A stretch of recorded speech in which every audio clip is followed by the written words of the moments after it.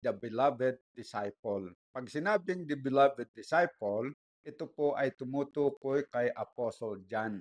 Nung nakalipas na lesson natin ay pinag-aralan natin ang buhay ni Apostle Peter. At ngayon naman ay kay Apostle John, the beloved disciple. Ang memory verse natin ay nagsasabi, "For the life was manifested, and we have seen it, and bear witness, and show unto you that eternal life which was with the Father, and was manifested unto us." Yan po ang binigkas ni Apostle John. Yung buhay daw po ni Jesus Christ ay naihayag at sila po yung witness. Sila ang sumaksi kung paano naihayag ang buhay ni Panginoong Hesukristo na siya ang tinawag dito na eternal life sapagkat siya ang pinagmumulan ng eternal life. At itong eternal life which was with the Father and was manifested unto us. So si Jesus was with the Father but he was manifested to us. Okay. Desire of Ages 250. Above all his companions, John the beloved disciple yielded himself to the power of Christ's wondrous life. Si Apostle John, katulad din ni Apostle Peter, ay nabago ang kanyang buhay. Marami siyang masamang ugali sa nakalipas. Ngunit siya po ay na-transform ang kanyang pag-uugali at nakahubog siya ng mabuting mga pag-uugali na kahalintulad ni Panginoong Hesukristo. Yan po mga kapatid. Kaya ito ang sinasabi na ang sekreto niya kung bakit siya po ay nakaranas ng ganyan na transformation of character was because John the beloved disciple yielded himself to the power of Christ's wondrous life. That was the secret of his success in the transformation of his character. Pag-aralin natin ng mas detalyado at mas malawak ang tungkol sa buhay ni Apostle John.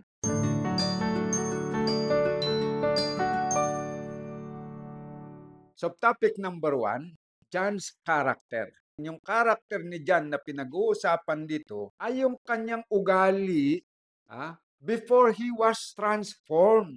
Noong disciple na siya, alagad na ni Kristo, ordained apostle na siya, pero siya ay nagtataglay pa rin ng mga ugali na hindi maganda. Okay? Yun po ang ating pag-aaralan kung ano-ano ang mga ugali ni John na hindi maganda before na siya ay na-transform. Basahin natin. What serious defects of character were evident in John? Ano yung serious defects of character na nakikita sa buhay ni John before his transformation?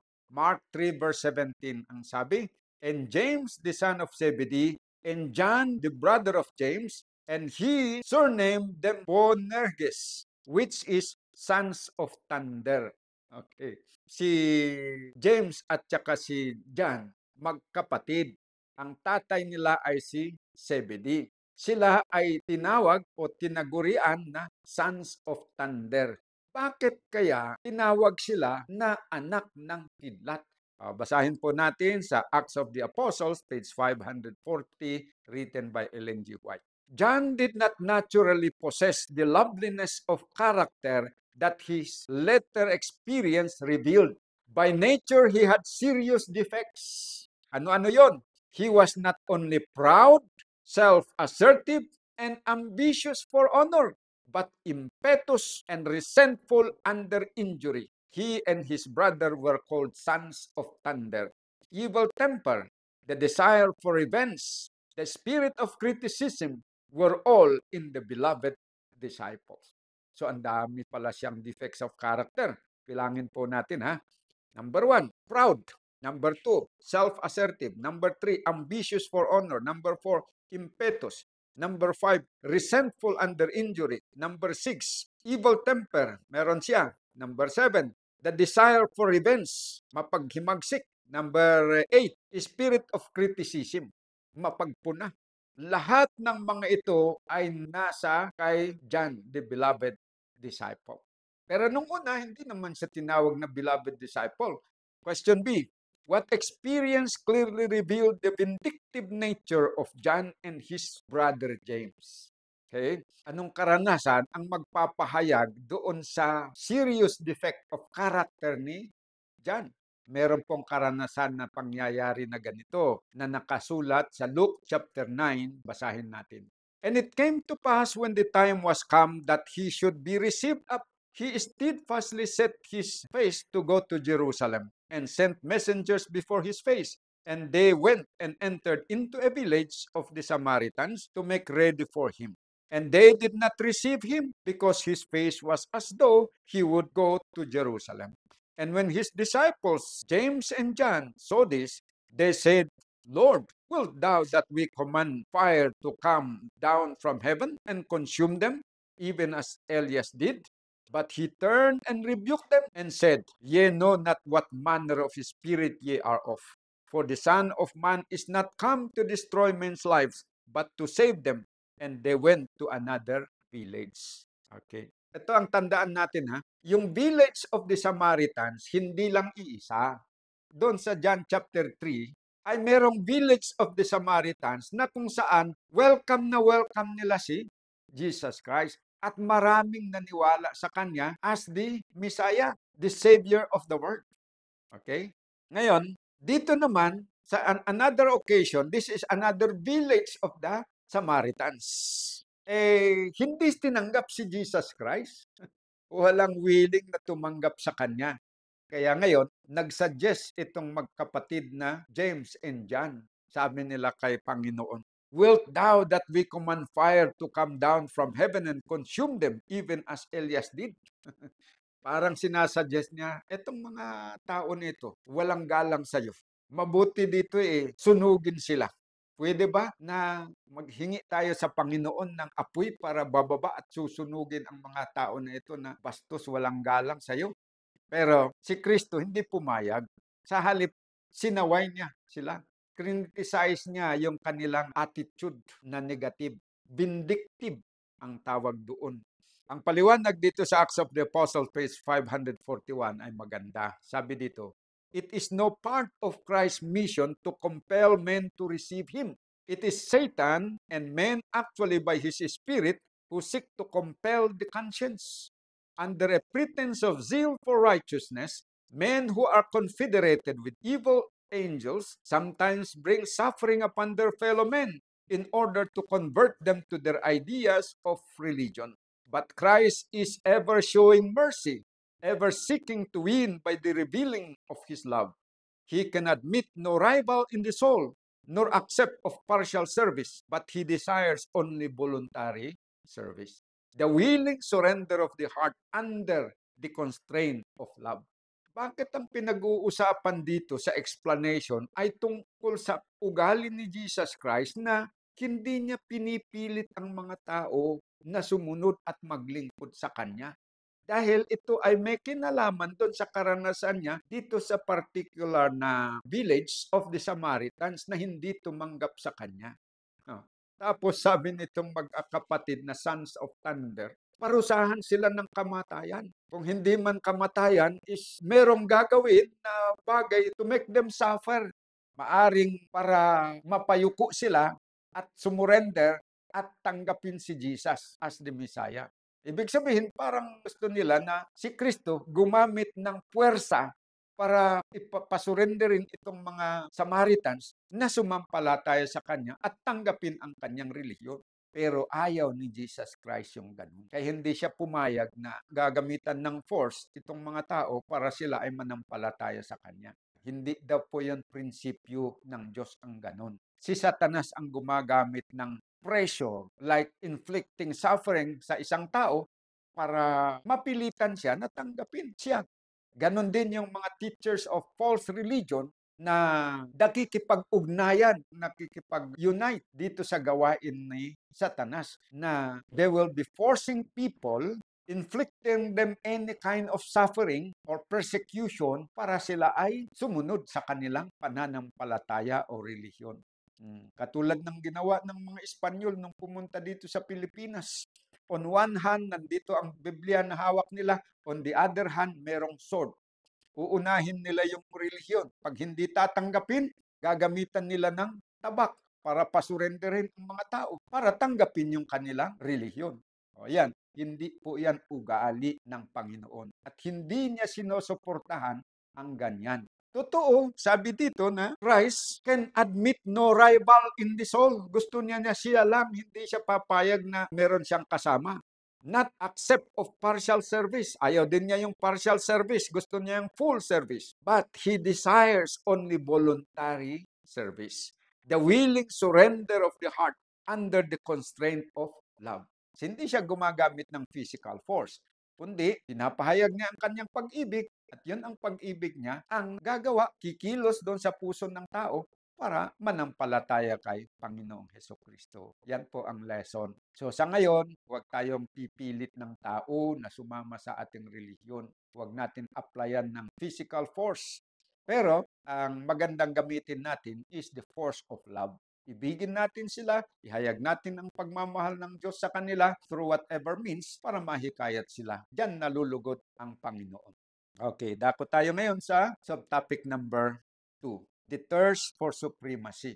Ibig sabihin, yung pagnanasa na magiging mataas.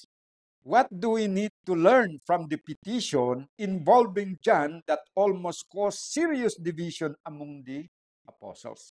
Si John at saka yung kapatid niya, meron silang ginawa na special request o petition doon kay Jesus Christ.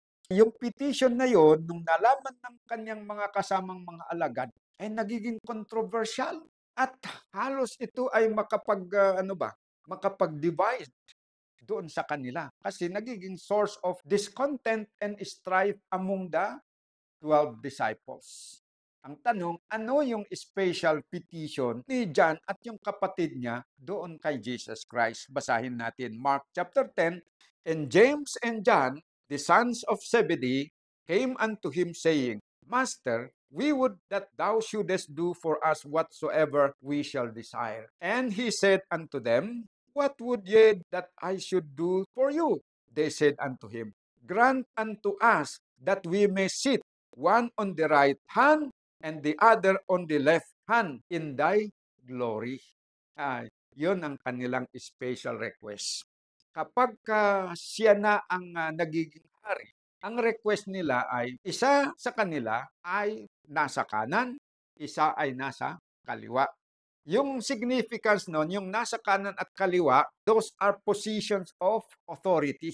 Ibig sabihin, ang magiging right hand ni Jesus Christ ay isa sa kanila at yung next na highest position sa left hand ay ibigay din sa kapatid niya. So, ito silang magkapatid ang mag-occupy doon sa two highest position in the kingdom of Christ. Yun ang kanilang request. And he sat down and called the 12 and said unto them, If any man desire to be first, the same shall be last of all and servant of all. Okay.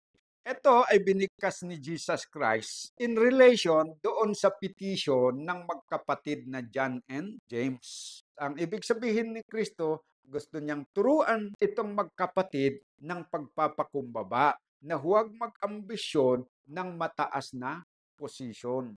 At mas nalulugod ang Panginoon kung sila ay magpapakita ng pagpapakumbaba sa halip na yung mag-ambisyon ng mataas. Basahin natin ang sabi ng The Sanctified Life, page 55 to 56.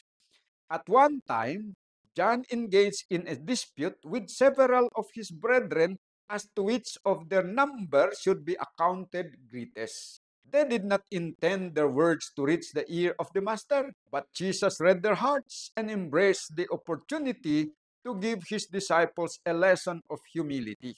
It was not only for the little group who listened to his words, but was to be recorded for the benefit of all his followers to the close of time. So ito palang nababanggit sa Mark chapter 10 at saka sa Mark chapter 9 ay magkaibang event. Yung first na event sa Mark chapter 10 verse 35 to 37 ay tungkol dun sa personal request ni James and John kay Jesus Christ. At another occasion naman na yung nakarecord dito sa Mark chapter 9 is si John, he engaged in a dispute with several of his brethren as to which of their number should be accounted the greatest. Okay, yan na namang pinag-uusapan nila. They did not intend their words to reach the ear of the master. Okay, sila-sila lang nagdi-discuss, hindi nila intention na iparinig ito kay Jesus Christ.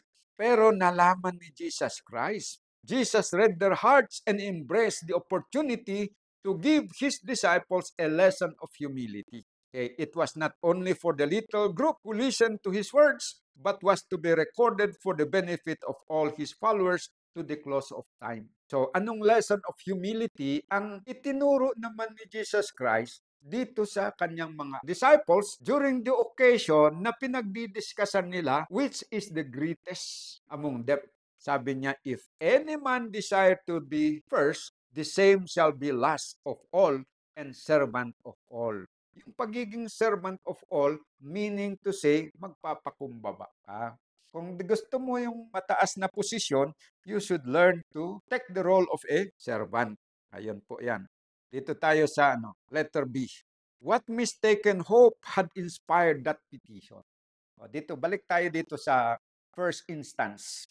Yung pagpetition ni James at saka si John kay Kristo na they will occupy the two highest position.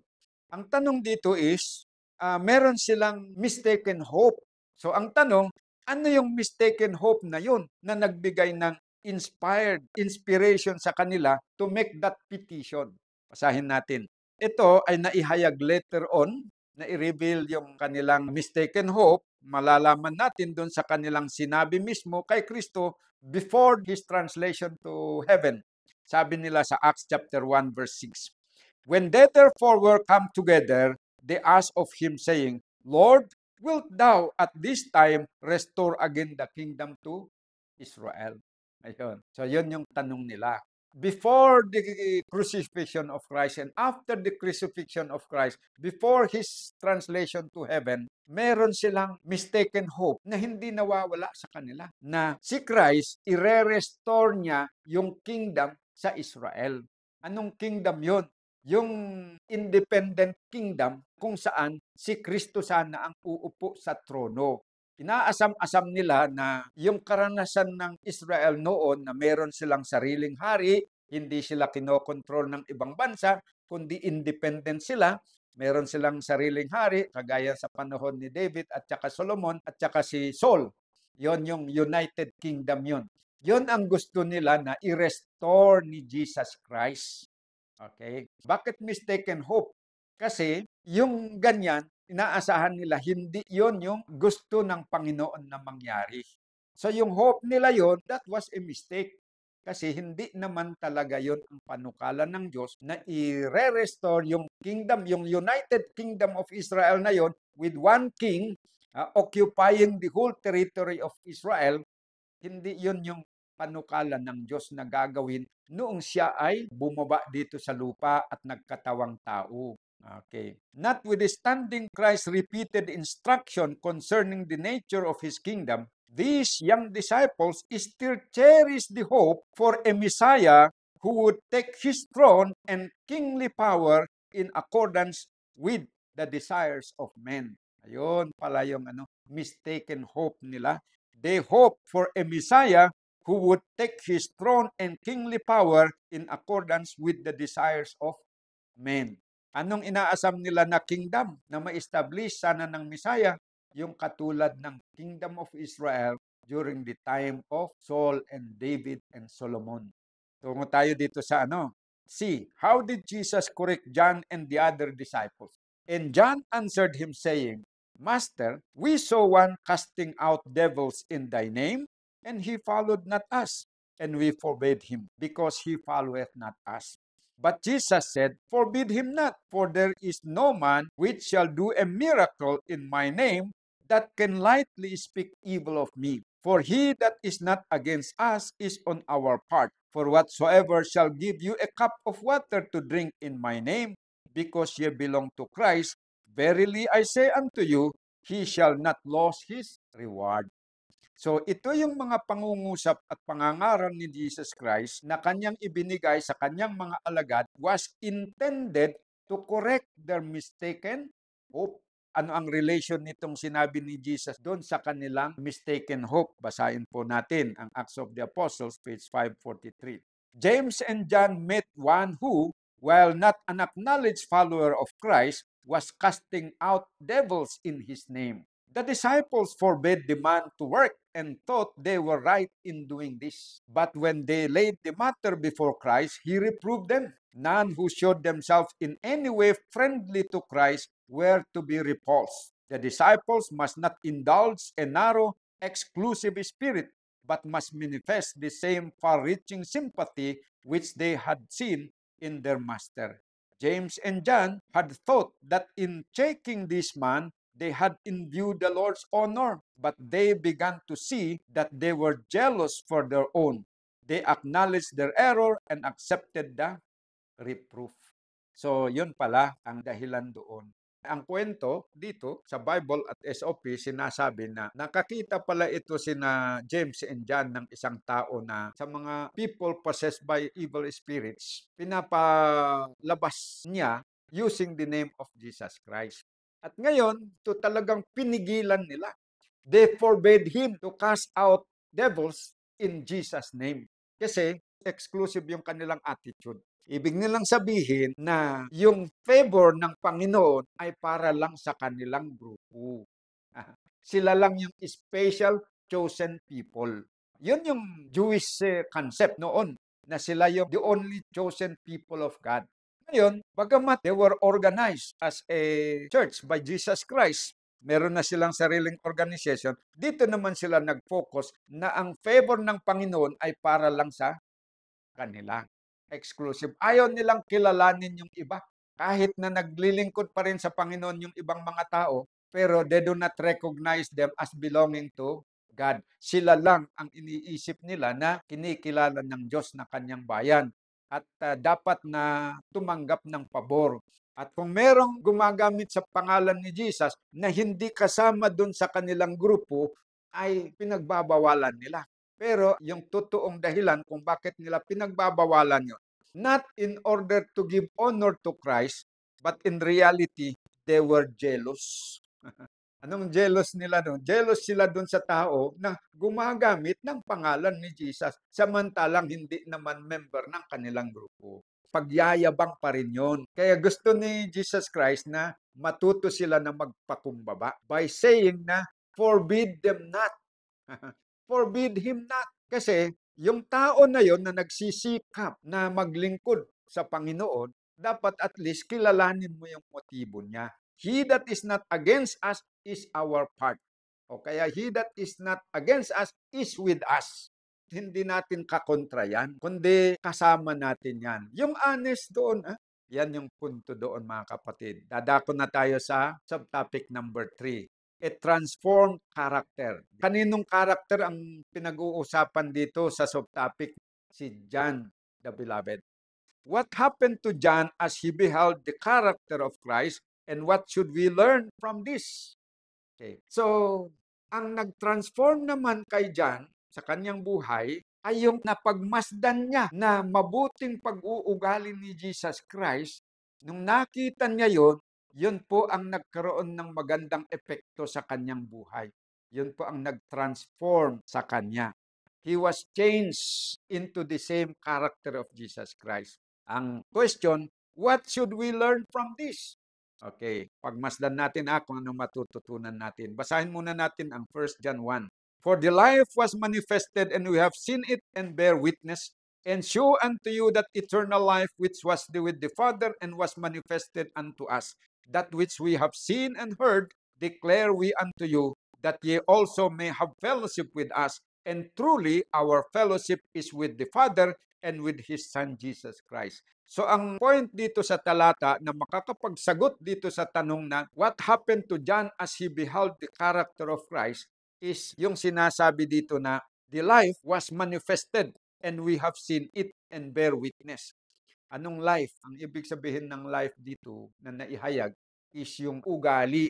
Yung character ng Panginoon ay naihayag sa pamamagitan ni Panginoong Hesukristo. At nung naihayag doon yung character ng Diyos kay Jesus Christ, sabi dito, that eternal life which was with the Father and was manifest unto us. So yung character ng Panginoon na na-manifest doon sa buhay ni Jesus Christ was manifested, was seen by the apostles.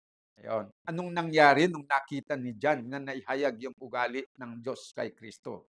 O yan, nabago siya. Kaya basahin natin ang Desire of Ages, page 295, para makita natin yung connection. Sabi niya, day by day, in contrast with his own violent spirit, John beheld the tenderness and forbearance of Jesus and heard his lessons of humility and patience. He opened his heart to the divine influence and became not only a hearer, but a doer of the Savior's words. Self was hid in Christ. He learned to wear the yoke of Christ and to bear his burden. Jesus reproved his disciples. He warned and cautioned them. But John and his brethren did not leave him. They chose Jesus, notwithstanding the reproof. The Savior did not withdraw from them because of their weakness and errors. They continued to the end to share his trials and to learn the lessons of his life. By beholding Christ, they became transformed in character. Okay, so hindi lang si John yung na-transform ang character niya by beholding the character of Jesus Christ. Kundi pati yung ibang mga disciples. Except si Judas. Si Judas lang ang hindi na-transform eh. Pero yung 11 disciples, by beholding the character of Christ, they were transformed in their own character. Okay, ayun ang nangyari. Ano yung nakita nila na character ni Jesus?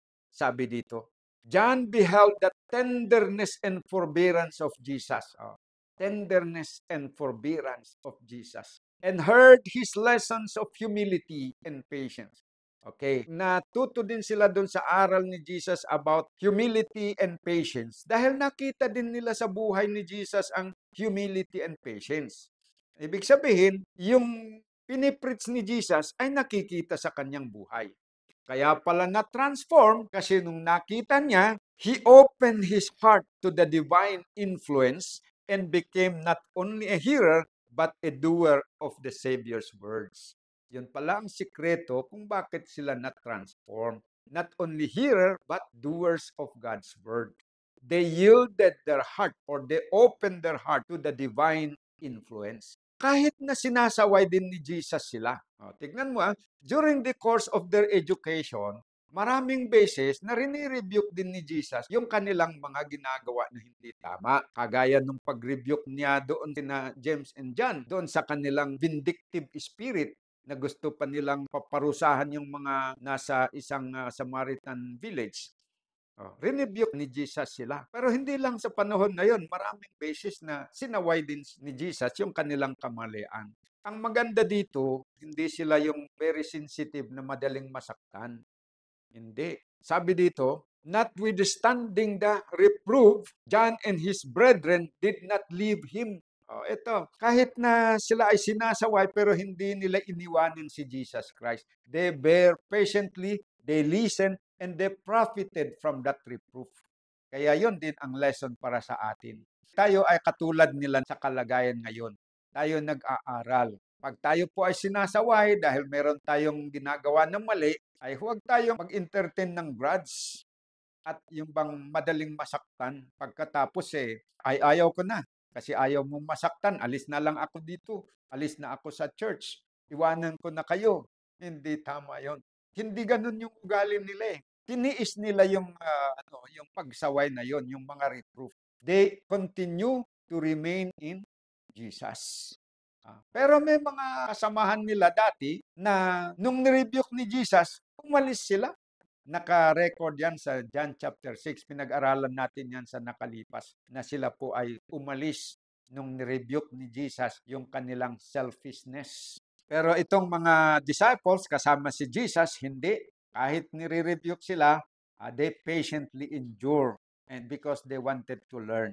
There may be marked defects in the character of an individual. Yet when he becomes a true disciple of Jesus, the power of divine grace makes him a new creature. Christ's love transforms, sanctifies him. But when persons profess to be Christians and the religion does not make them better men and better women in all the relations of life, living representative of Christ in disposition and character, they are none of His. Ito kahit po tayo ay member ng church, kahit meron pa tayong position, when persons profess to be Christians and the religion does not make them better men and better women in all the relations of life, bakit kaya mangyayari na hindi sila nababago? They will not become better men and women. Mangyari, they do not open their hearts to the influence of God. Rene-reject nila yung influence na yun. They don't want to be changed. So, hindi sila natatransform ngayon. Pag ganun ang pangyari, they are none of His. Meaning to say, yung nagpo-profess na Kristiyano pero hindi nagiging better kasi ayaw niyang matuto. He does not want to become a doer of God's word, kundi resistant siya sa divine influence. Walang pagsisisi na tunay, walang pagbabago, hindi kikilalanin ng Diyos sa kalaunan na Kanya. Pero pakikitunguhan pa rin ng Panginoon sila ng maayos. Pero kung tuloy-tuloy pa rin na kagaya ni Judas na hindi ume-epekto yung lahat ng effort ng Panginoon sa kanya, time will come, He will not acknowledge them as His own.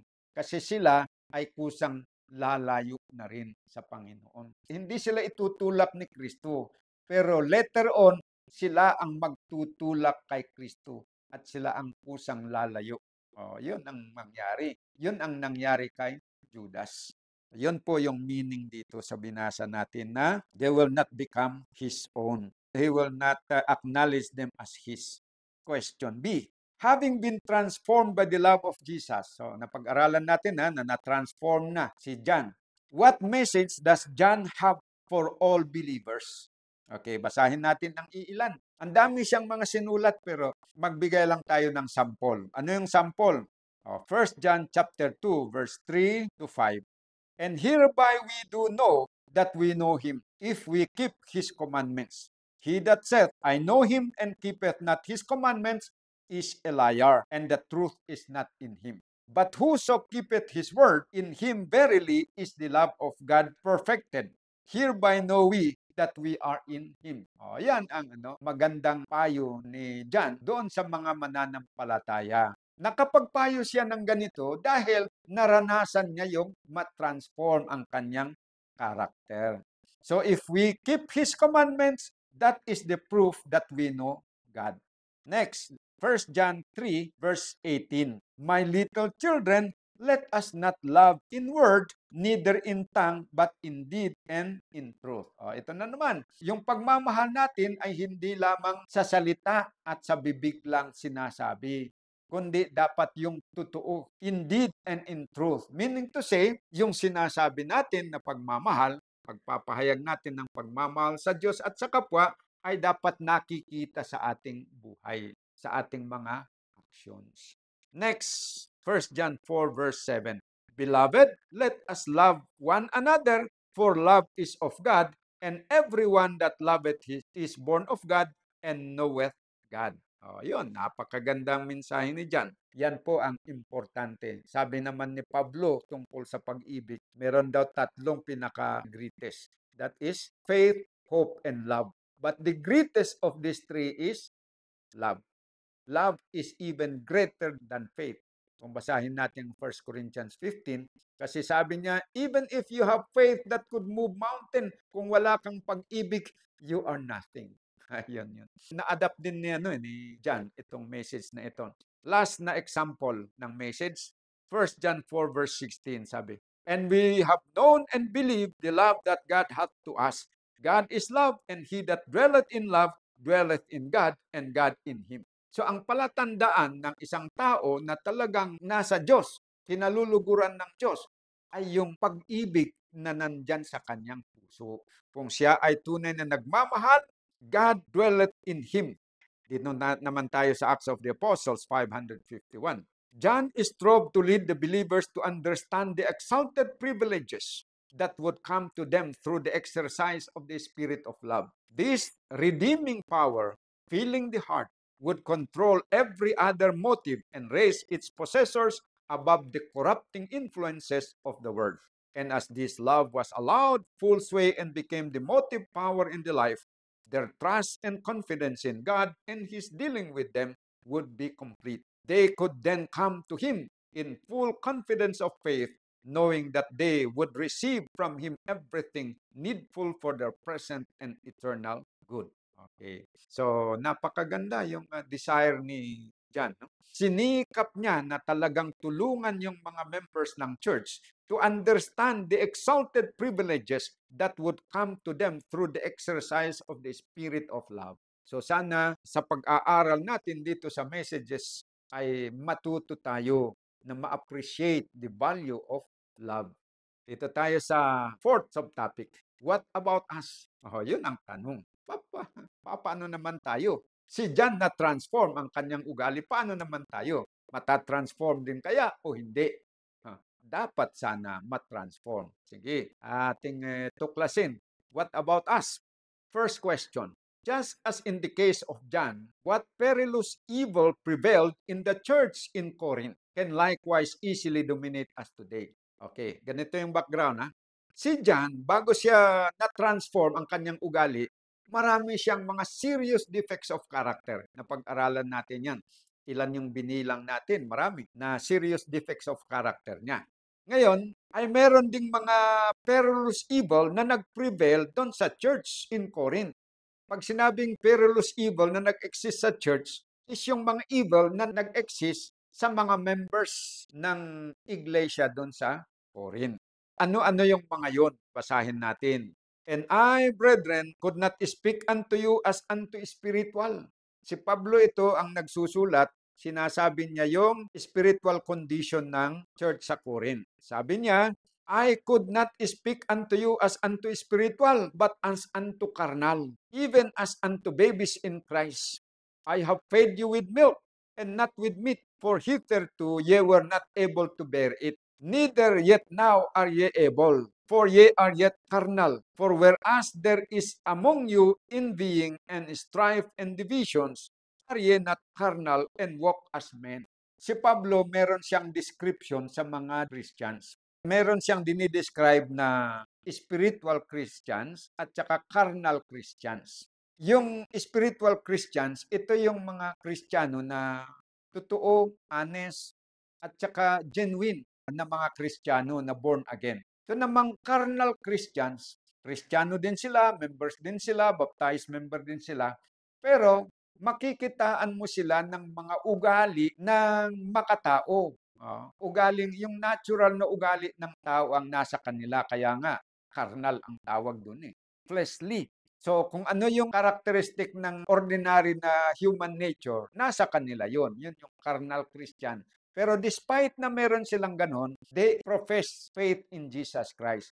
Pero yung spiritual, ay ito yung nag-profess din ng faith kay Jesus Christ, pero yung kanilang carnal characters, na-overcome na nila, kagaya ni John, na meron siyang mga serious defects of character noon, pero by beholding Jesus, nakaranas siya ng transformation of character. So, nabago yung mga ugali niya.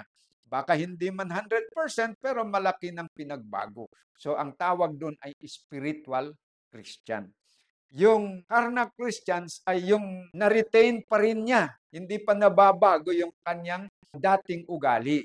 Ano yung mga carnal characteristics na nakikita sa isang tao tulad ng mga nandun sa Corinth? Ito, sabi dito, may tatlong example dito na binanggit. Pero hindi lang ito ang evidence of carnality.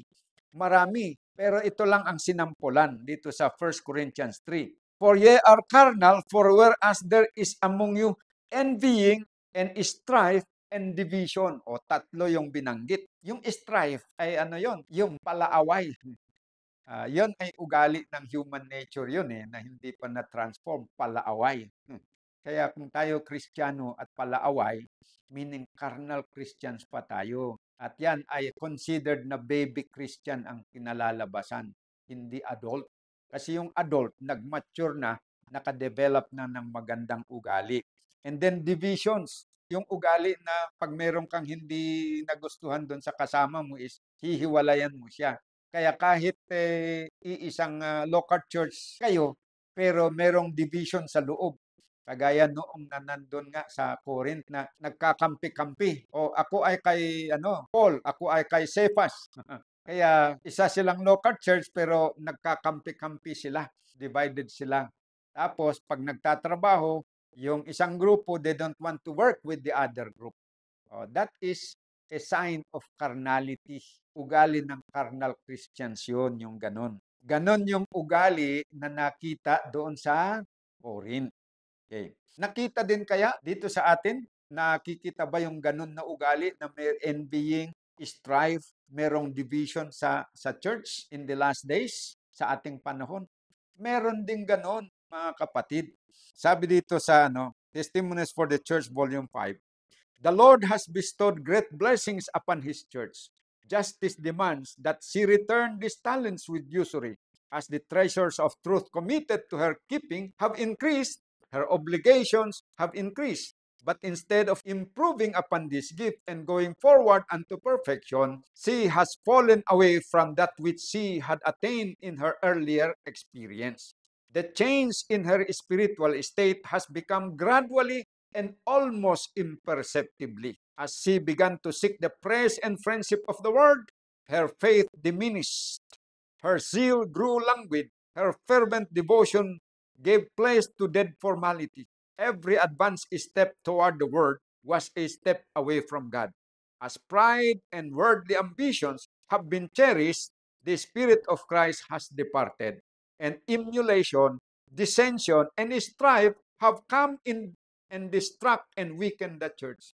So nakita nyo, yung description ng carnal behavior ng mga nasa Corinth ay nakikita din sa modern church. Meaning to say, kung ang Corinthian church ay nangangailangan ng transformation of character, nangangailangan ng growth towards maturity, ang iglesia ng Panginoon sa huling panahon ngayon, dapat makaranas din ng ganon. Kailangan din natin ngayon ang transformation of our character. Yung inggit, yung envying, alisin na natin yun. Pag merong isang kapatid na na-promote, na-elect as officer, huwag tayong mainggit. Pag merong kapatid na pinagpala, huwag tayong mainggit. Bakit siya pinagpala, ako hindi. Tapos, sikapin mo naman na i-down siya. Pull him down. Hindi. Dapat we should learn to rejoice kung may kapatid tayo na pinagpapala at umaangat. Yan. We should learn to rejoice with him. Hindi yung pairalin ang inggit. Tapos, gagawa ka ng paraan para awayin mo siya. I-chismis mo siya. Di away ang labas. Tapos, ang resulta, pag meron ng away, magkakaroon na ng division. Yan ang hindi dapat na mag-prevail. We should outgrow yung ganyan na mga ugali, mga kapatid. Okay. It is impossible for minds distracted by envy and strife to comprehend the deep spiritual truth of God's word.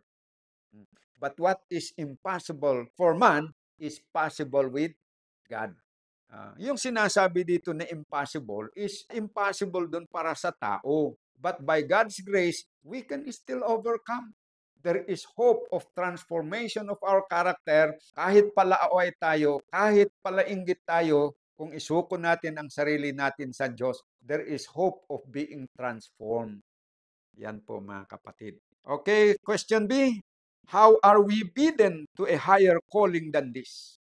Paano tayo tinawag para sa mas mataas na antas ng pamubuhay na mas mataas pa kaysa sa yung karnal na kalagayan natin? Galatians 5 verse 13 to 16. For brethren, ye have been called unto liberty, only use not liberty for an occasion to the flesh, but by love serve one another. For all the law is fulfilled in one word, even in this, thou shalt love thy neighbor as thyself. But if ye bite and devour one another, take heed that ye be not consumed one of another. This I say then, walk in the Spirit, and ye shall not fulfill the lust of the flesh. Ito, tinatawagan tayo ng Panginoon na mabuhay ng malaya. Malaya saan? Hindi yung malayang gawin mo ang lahat na gusto mo. Hindi yun yung kalayaan. Kundi malaya na gumawa ng mabuti ayon doon sa kalooban ng Diyos. Na yung hindi ka pressure o kay hindi ka hinahadlangan. Hindi yung parang nakatali ka na Gusto mo kong gumawa ng mabuti pero hindi mo magagawa. Kung ganun ang karanasan natin, we are not free. Pero tinatawagan tayo ng Panginoon to live a free life, free from the bondage of sin. Yun po yung liberty na ino-offer ng Panginoon. Liberty from the bondage of sin.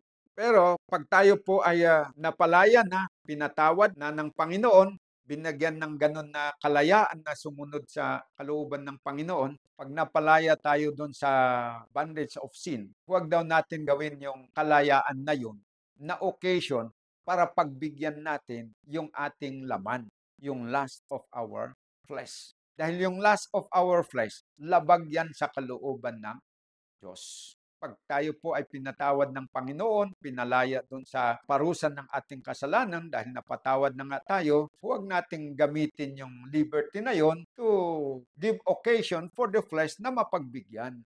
Huwag po yan, hindi tama yan. Kundi, ang dapat na i-develop natin is paglilingkod natin sa isa't isa out of love. Yung sabi, by love serve one another. For all the law is fulfilled in one word, even in this, thou shalt love thy neighbor as thyself. For if ye bite and devour one another, take heed that ye be not consumed one of another. Huwag daw tayong magkagatan. Ano ibig sabihin ng magkagatan? Mag-away-away.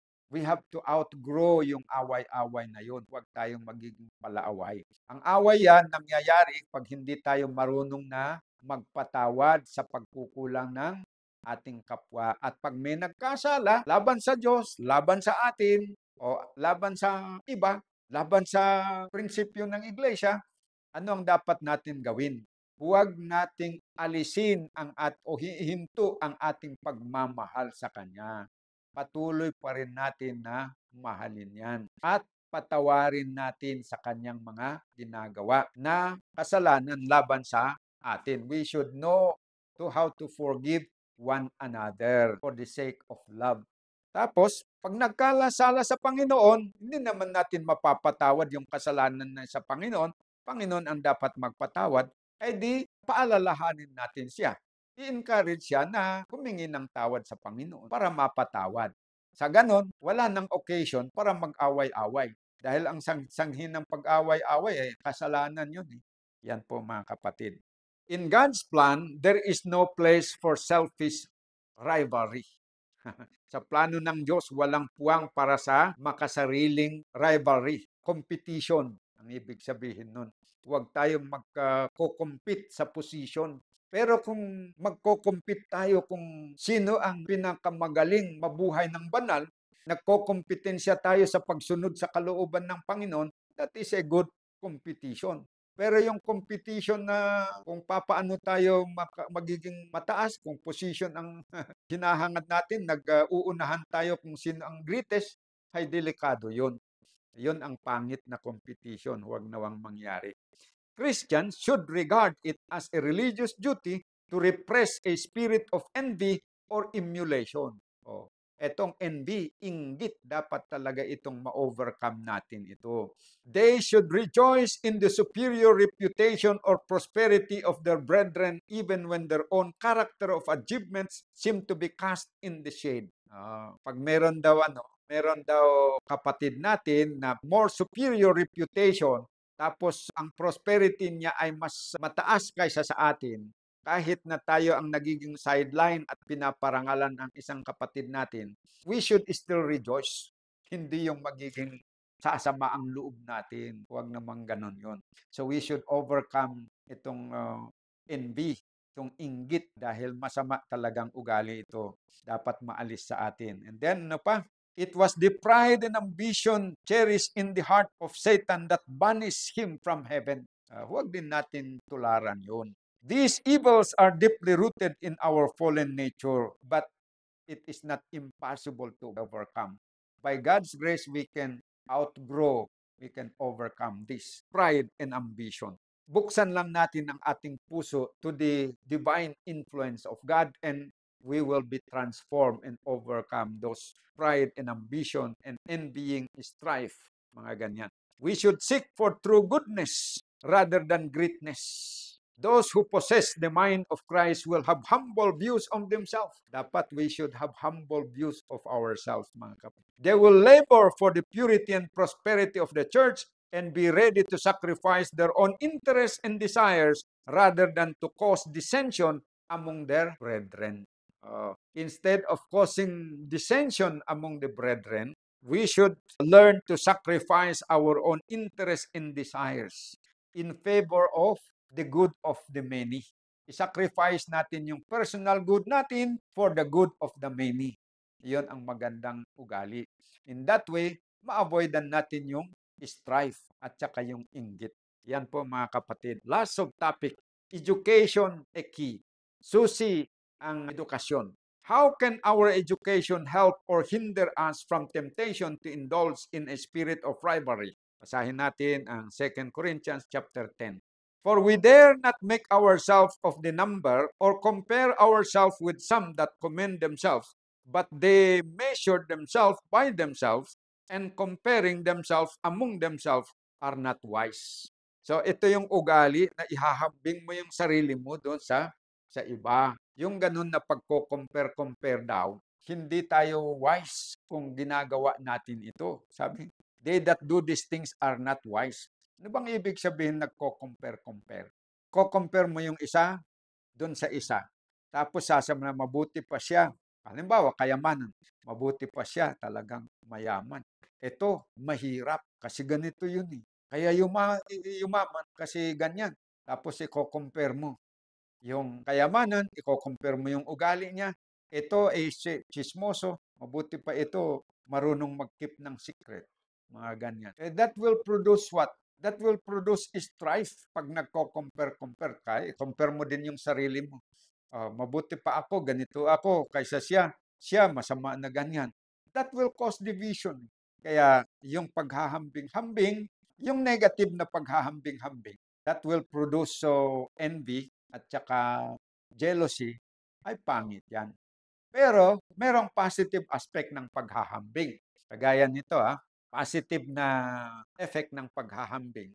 May isang tao, yung yung kapatid niya is financially umangat. Siya naman hindi. Pero nung tinignan niyang sarili niya, bakit ba itong kapatid ko is ganyan na mas may pera siya kaysa sa akin? Ngayon, ina-analyze niya. Sabi niya, kasi siya masipag. Ako, kulang ng sipag. Talagang nakikita ko, nag-o-overtime sa trabaho. Hindi nag-i-standby. Ako kasi hindi ako nag-o-overtime. Ganito, ganyan. Ngayon, nung kinumpare na yung ganon, nakapag-isip siya na mas maganda naman pala yung ganon na may sasakyan. Ako walang sasakyan. Mas maganda siya, may sasakyan. Kasi nakikita ko, marami siyang nagagawa kaysa sa akin dahil sa advantage niya. E di, inisip niya ngayon, paano ba siya naka-avail ng ganyan? Naging masipag siya sa pagninegosyo. So ngayon, inisip niya, magnegosyo na rin ako. Sipagan ko para ako ay aangat din. Maganda yon. Pero hindi siya nakaisip ng masama na parang ipupull down niya yung kapatid niya, kundi na-challenge siya dahil doon sa success. Kung ganun na china-challenge mo yung sarili mo because kinompare mo na, mas maganda pala yung kalagayan niya kaysa sa akin, mas maganda pala ang maging masipag kaysa tamad, di maganda yon. Pero kung yung pagko-compare mo is nagiging sanhi na makaisip ka ng masama, tapos sasabihin mo, ang ganda naman ng kanyang buhay kaysa sa akin, siraan ko nga siya. Mag-isip ka na ng bagay para siraan mo siya, para bumagsak at magiging kagaya mo rin na mahirap, ay pangit na yon. Nasa sa atin po yun kung paano tayo kumilos. We should learn from our mistake also. So, there is a positive side ng pagko-compare natin ng ating sarili. There is a negative side. So, piliin natin na maintain a good attitude doon sa pagko-compare kung i-compare man lang din natin ang sarili natin sa iba. Huwag po yung magiging negative-minded. Okay, yan ang lesson na matututunan natin dito. Let nothing be done through strife or vainglory, but in lowliness of mind, let each esteem others better than themselves. Ito ay attitudinal problem. Tinuturuan tayo dito na we should adapt the attitude na, yung bang sabi dito na esteeming others better than ourselves. Yan ang magandang attitude na i-adapt natin. Tandaan natin, kung ganito ang ating attitude na i-adapt na we esteem others better than ourselves, ito ay ma-avoidan natin yung rivalry, the spirit of rivalry. Kapag inadapt natin yung attitude na ganito na esteeming others better than ourselves, ma-overcome talaga yon, ma-avoidan natin yung rivalry. Kasi hindi ka na nakipagpapaligsahan, hindi ka na nakipagkompetisyon. Bakit? Dahil nga, iniisip mo na he is better than yourself. So, hayaan mo lang. Pag siya ay napili na leader, hindi masama ang attitude mo o yung damdamin mo. Hindi ka naiinggit. Sabi na, let it be so. He deserves better than me. Where is the spirit of rivalry there? Wala.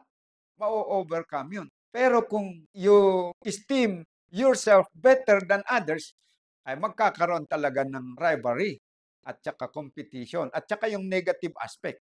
Kasi ganito, halimbawa, ibinoto siya na magiging leader ng church. Iniisip mo na you are better than him. Magko-complain ka ngayon. Bakit sila ang ibinoto nila? Bakit siya? Dapat ako. Yun eh. Yun ang masama. Rivalry tuloy. Kaya, sige, sa susunod, sikapan ko ngayon na hindi siya re-elect. Pala ako ang ma-elect. Parang nag-rivalry na kayo, nagpapaligsahan na kayo kung sino ang palagay sa position of authority. Ayan. Kaya tinuturuan tayo na we should avoid the spirit of rivalry. Beware lest any man spoil you through philosophy and vain deceit, after the tradition of men, after the rudiments of the word, and not after Christ. Mag-ingat daw tayo na hindi tayo ma-spoil ng kapwa nating tao sa pamamagitan ng philosophy and vain deceit. Ito ay naaayon sa tradition ng tao at sa sanglibutan, pero hindi naaayon sa kalooban ni Kristo. Ingatan po natin yan. May magandang paliwanag dito sa Fundamental of Christian Education.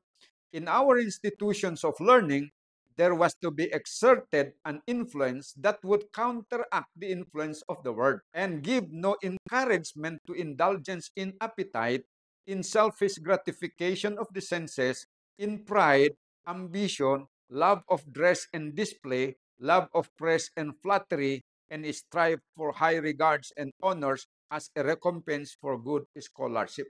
All this was to be discouraged in our schools. It would be impossible to avoid these things and yet send them to the public schools where they would daily be brought in contact with that which would contaminate their morals. All through the world, there was so great a neglect of proper home training that the children found at the public schools, for the most part, were profligate and steeped in vice. The work that we as a people were to do in this matter was to establish a school and do the work that Jesus Christ from the pillar of cloud had directed as the work of his people, to train and educate our children and youth to regard the commandments of God. The manifest disregard of the word for the law of God was contaminating the morals of those who profess to be keeping the law of God. But we are called upon to follow the example of Abraham. Of him the Lord has said, I know him, that he will command his children and his household after him, and they shall keep the way of the Lord to do justice and judgment. Abraham had to leave his country and his father's house and sojourn in a strange land in order to introduce successfully the new order of things in his household. Dito ay under doon sa topic na education a key. So meaning to say, sa atin ngayon mga kapatid, kailangan talaga natin ang education. Yung transformation of character, malaki ang maitutulong ng education. Kung anong klaseng education matatanggap natin, that will determine whether our character will be transformed into the likeness of Christ's character. Depende kung anong uri ng edukasyon ang ating natatanggap. Sa public school, sinasabi dito, hindi ito nakakapagbigay sa atin ng magandang edukasyon that is approved by God or in harmony with God. So, ang matatanggap natin sa public school is yung literary education, skills, education in the different skills, iba't ibang mga kurso, mga technical courses, knowledge na kailangan natin para sa pamumuhay dito sa lupa, panghahanap buhay. Usually, nakafocus lahat sa hanap buhay. Pero when it comes to character building, maliit lang ang nai-o-offer ng public school. So, dapat magkaroon tayo ng positive na klase ng edukasyon that would focus on the development of our character. Kaya kailangan na ang church mag-establish ng eskwelahan kung saan hindi lang academic education na may ibibigay, kundi mahaluan ng education for character building. Yan po. Sa bagay, sa public school, meron din silang tinatawag na pag-uugali, good manners and right conduct, tapos character development. Pero yung proseso doon na ibibigay na nila ay not so much. Kasi hindi naman itinuturo yung religious education doon, kaya medyo kulang. So, kung kulang man, hindi natin ma-attend doon sa public school, so dapat makakuha tayo ng supplementary education sa ating tahanan at sa iglesia. Kaya malaki ang role na ginagampanan ng church sa religious education sa ating mga families. Dito sa church natin makukuha yung ganun na education. Pero yung academic education, doon sa public schools. Pero kung meron tayong sariling school, mas maganda. Yun ang nire-recommenda dito sa ating lesson na dapat hindi tayo umasa lagi doon sa public school, kundi meron tayong sariling school na kung saan yung religious education ay pwedeng makipagtulungan doon sa ating church education para magkaroon ng better output, magkaroon ng transformation of character, which is after the similitude of Christ's character and not according to the character na inaasahan ng sanglibutan.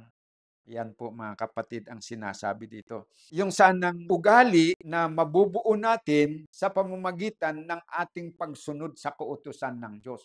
In our institutions of learning, ito ay dapat maituro sa ating school. There was to be exerted an influence that would counteract the influence of the world.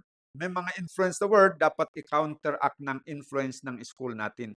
And give no encouragement to indulgence in appetite. Itong indulgence of appetite, wala namang ginagawa ang worldly school dito public school para turuan tayo doon sa kung paano ma-educate yung ating appetite. In selfish gratification of the senses, in pride, ambition, love of dress and display.